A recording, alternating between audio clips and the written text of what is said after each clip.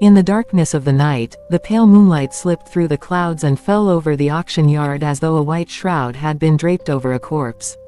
A light breeze stirred, yet there was no comfort in it, only a strange heaviness and a mournful chill. Somewhere far off, an owl hooted and then silence returned, so deep it felt as if even the wind had held its breath.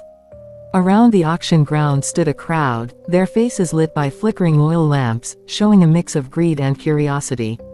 In that dim light, the line of slaves looked like shadows that had somehow stepped out of the darkness to stand on the earth. Their faces carried neither hope nor dreams, only a fearful stillness. Among them stood a young woman.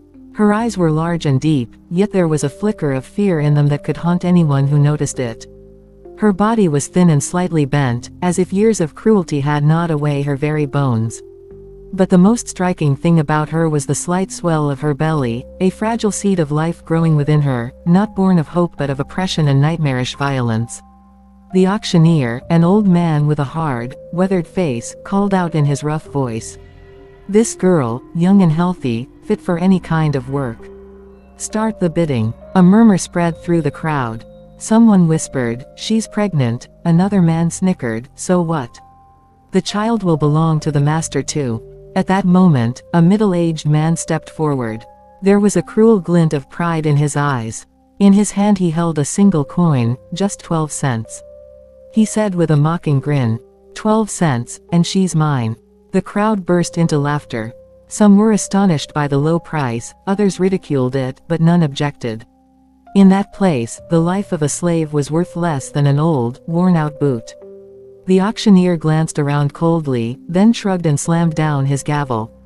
Sold. For a fleeting moment, the woman's expression froze as if she had forgotten how to breathe. Her lips trembled, but no sound came out.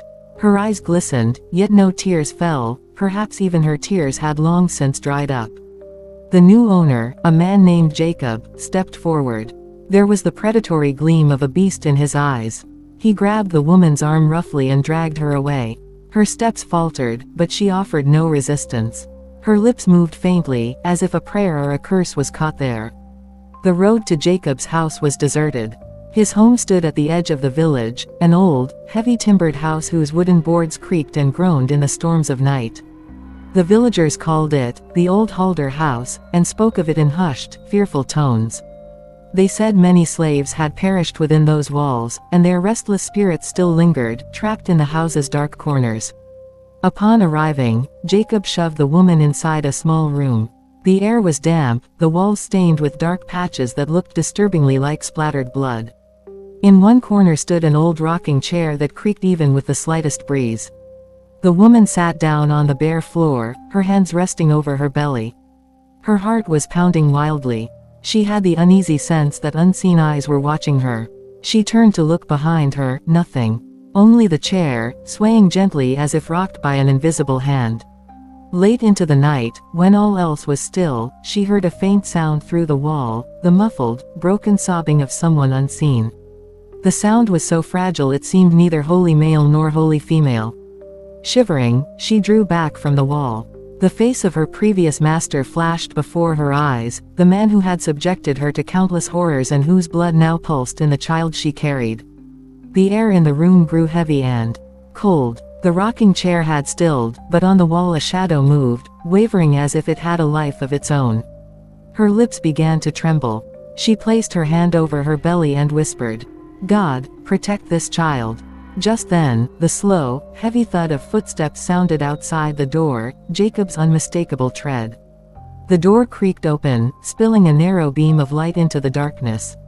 His shadow stretched long and grotesque across the wall. He stood there, his smile twisted and chilling. "This house is your new cage," he said in a low, harsh voice. "Screaming here is useless, your screams will go no farther than these walls." He slammed the door shut. The woman lifted her tear-filled eyes toward the darkness.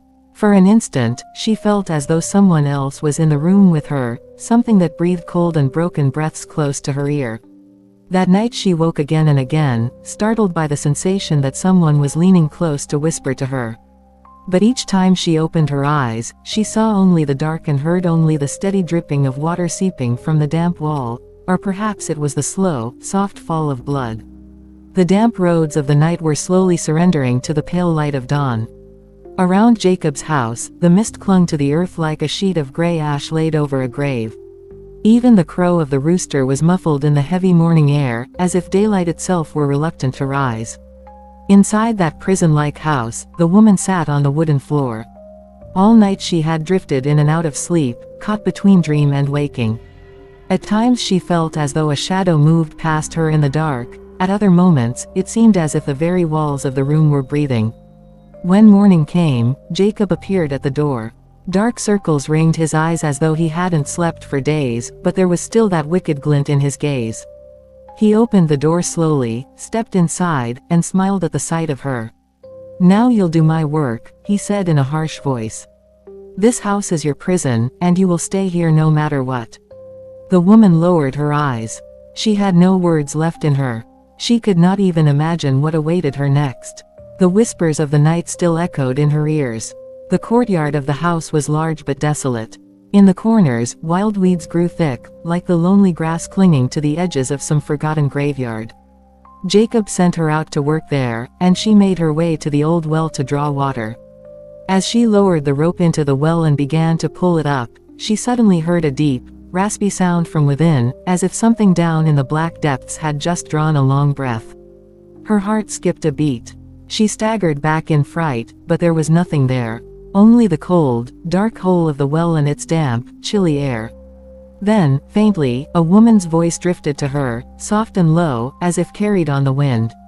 "This place will swallow you." She spun around, terrified, but there was no one near her. Only a cold gust of wind slipped past, brushing through her hair like the touch of unseen fingers. The day passed, but the dread stayed rooted in her heart. As evening crept in and the shadows deepened, Jacob's demeanor grew darker still. It was as if the night itself made him more cruel. He gave her nothing but a piece of dry bread and a cup of water to eat. That night, as she sat in her small room, the sound came again, the soft, broken weeping she had heard before, but this time it was closer. The mournful tone of it made her skin prickle. She pressed her ear to the wall. The sound was coming from the other side, from the old storeroom that Jacob kept locked at all times. Frightened, she stepped back toward the door. A cold draft slipped in from the cracks, and she noticed the old rocking chair once again swaying gently as if touched by invisible hands.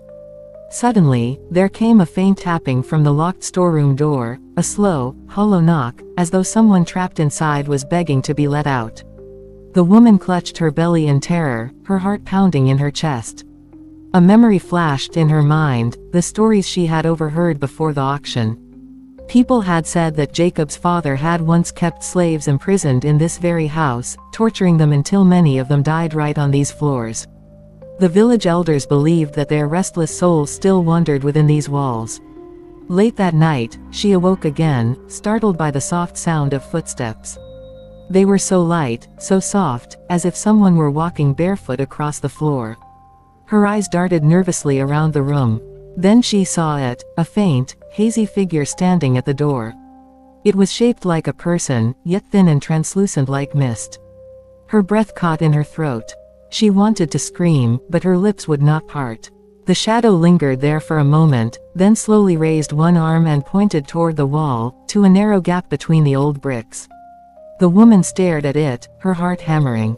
A moment later, the figure faded, dissolving into the darkness like smoke. Fear and curiosity wrestled inside her. What could be hidden in that wall, the shadow had tried to show her. But then she heard Jacob's heavy boots approaching and shrank back into her corner, too afraid to move. She lay awake till dawn, thinking of the secret behind the wall. The next morning, Jacob ordered her to clean the courtyard. Seizing the chance, she crept near the gap in the wall the figure had pointed to. With trembling fingers, she began to scrape at the dried mortar between the bricks. All at once, a small piece of cloth tumbled out. It was torn and stained with old, dark blood. She unwrapped it carefully, her fingers shaking. Inside lay a small, rusted dagger. Its blade was dull, but the crusted marks along its edge looked like the long-dried stains of human blood. At that instant, a cold gust of wind swept past, carrying with it a faint, hollow whisper. "This dagger has witnessed the blood of many lost souls." Her hands trembled violently. She quickly wrapped the dagger in the cloth and hid it back in the gap. But a strange feeling stirred in her chest, as though that dagger was destined to play a part in her own future. That night, when Jacob returned home, his eyes burned red with a mixture of drink and anger. He glared at her and said in a coarse, threatening voice, "Before that child is even born, you'll learn that nothing in this house happens by your will." He grabbed her arm roughly. She closed her eyes, her heart pounding furiously inside her. At that very moment, the old rocking chair began to sway violently. Jacob turned, startled, and stared at it. No one was touching it, yet it creaked back and forth, filling the room with a faint, eerie wail. For a moment Jacob watched the strange sight, then threw his head back and laughed harshly. "This is just an old house," he said. "Its noises can't scare me." The woman said nothing. She stared into the dark corner of the room. She knew this house was not merely old, it held within its walls all the horrors that had never truly been buried. The morning after the night's rain was draped in heavy, brownish clouds. Dampness seeped down the walls of Jacob's house, and the muddy stains on the ground looked like scattered, blood-soaked imprints. The whole house lay as silent and heavy as a grave. The woman sat on the wooden floor, one hand resting protectively on her belly. Dark hollows marked her eyes, and her face had grown pale and drawn. She had spent the night half asleep, half awake, every so often startled by the sound of unseen footsteps brushing past in the shadows. At dawn, Jacob entered the room. In his hand was a leather strap, stiff and worn like a whip. He stood in front of her in silence for a moment, then said in a voice that scraped the air, "This house is no place for the faint-hearted. Those who fear, they die here." The woman met his eyes but said nothing. The silence in her gaze seemed almost like a defiance. Jacob's lips curled into a cruel smile. "You think you'll survive? No one survives here." He turned and left, slamming the door so hard the old walls trembled as if the house itself were in pain. The day crept by. While filling water pots in the yard, the woman once again looked into the depths of the old well. This time she heard it clearly, the faint cry of a child rising from below. Her hands began to shake, and the pot slipped from her grip, shattering on the ground. She stepped back in fear, but something, curiosity, dread, or both, held her there. She leaned forward again, gripping the edge of the well, and peered into the black void. She saw nothing but darkness, yet the soft sound of a child's crying continued, like a whisper coming from a place too deep and too far away. That evening, when Jacob had gone out, the woman seized her chance. She crept to the storeroom door and tested the rusted iron lock. It was old but still strong. She rattled it again and again, but it would not yield. Then she remembered the hidden dagger. Moving silently, she went to the crack in the wall where she had once seen it glinting. Pulling it free with trembling fingers, she struck the lock. The first blow only scraped it, the second made it groan, the third broke the chain. The door creaked open slowly, as if protesting the intrusion. A wave of damp, foul-smelling air rolled out. The walls inside were stained with old, dark splotches that looked as though blood had been spilled there only yesterday. Chains lay scattered in the corner, and with them, a few brittle bones. Steeling herself, the woman stepped inside. Suddenly, the door behind her slammed shut with a bang that echoed like a gunshot. From the dark came a cold, hushed whisper, "This is the place where the cries of the oppressed were buried, but they never slept." Her knees trembled. She stumbled toward a wooden cabinet leaning against the wall and tugged it open. Inside were some old rags, a few rusted shackles, and at the very bottom, a tattered, moldy ledger. Her fingers shook as she opened it. Written inside were names, the names of slaves, with their ages and the dates they were brought to this house. Next to each name was a red cross. On the last page, in faded, jagged handwriting, it read, "Whoever entered this house never returned." She shut the book quickly and turned to leave, but the door would not budge. She shoved it harder, but it held fast as if an unseen force barred her way. All at once, the walls themselves seemed to come alive with sound, muffled, pained cries rising from the cracks. Cold gusts of air seeped out of the fractures in the walls, as if something buried there long ago was trying to breathe again. Before her eyes, a hazy vision began to form, a line of chained slaves, their screams piercing the night, Jacob's father standing behind them, laughing cruelly. And then she saw a woman who looked so much like herself, bound in chains, with the mark of that same dagger slashed across her throat. She gasped and shut her eyes, letting out a sharp cry. When she opened them again, the vision had vanished, yet the room still shivered with that strange, cold breath. Just then, footsteps sounded outside. Jacob had returned. Seeing the broken lock, he stormed inside, fury blazing in his eyes. "Why did you open this door?" he snarled. The woman shrank back but said nothing. He grabbed her by the arm and shook her roughly. "Don't you dare try to uncover the secrets of this house, or you'll end up just like the rest of them." He shoved her out of the storeroom and locked her back in her room. Late that night, she noticed moonlight streaming in through the barred window. A shadow stood beyond the lattice, a woman's shadow, clearer now than ever, with hollow eyes and a face marred by wounds. The shadow moved closer to the window and whispered in a voice as soft as the wind, "Don't suffer the same fate we did, leave this place, keep the dagger safe. One day, it will save you." And then the shadow faded, dissolving into the moonlight like a wisp of mist. The woman placed her hand over her belly. She felt the faintest movement of the child within her. Fear still gnawed at her heart, but alongside it there rose a strange, quiet resolve. Perhaps the time had come to do more than merely endure her captivity, perhaps the time had come to act. The morning sky was tinged with red, as though someone had spilled blood along the edge of the eastern horizon. A chill wind rustled through the trees, their branches swaying with a restless whisper.